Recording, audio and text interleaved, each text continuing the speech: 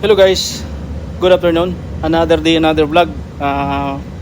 Vlog po natin ngayon ay magpapalit tayo ng heating element ng deep fryer. So since 4 months na siya hindi nagagamit dahil matagal yung deliver ng parts. Ito, dumating lang kahapon. Ito natin, titirahin natin ngayon. Matagal to na stock dahil matagal ang deliver ng parts.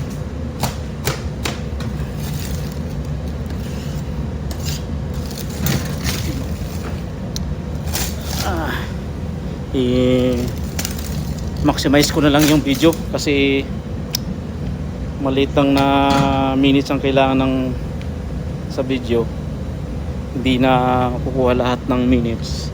So magkakaroon ako ng part 2.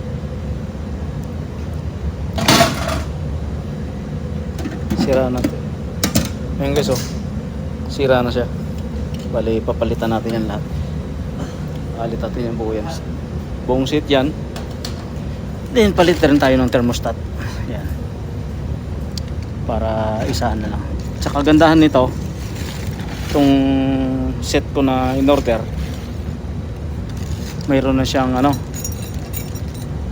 mayroon na siyang heater switch. Nandito na rin yung tools niya. Napaka-set talaga. Ganda. Ganda niya. Bali 3 piece yan. 3 piece connection. 380. 400 yan. Ito pa rin ang ano niya. Bali 6 na lagyan. Bali ang gagawin mo lang dyan, connection yan,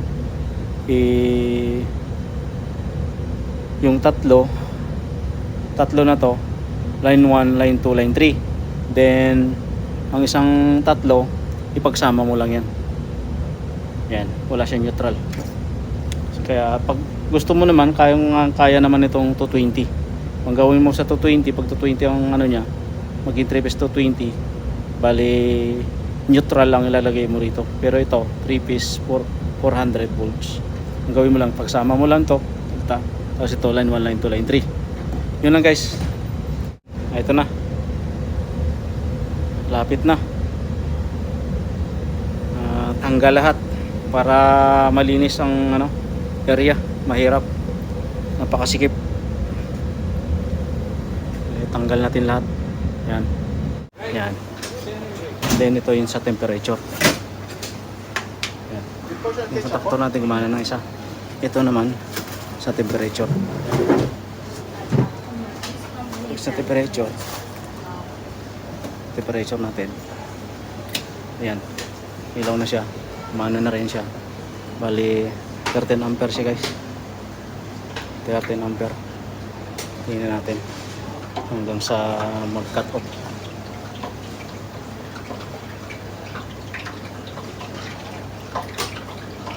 Hanggang sa mag cut off siya.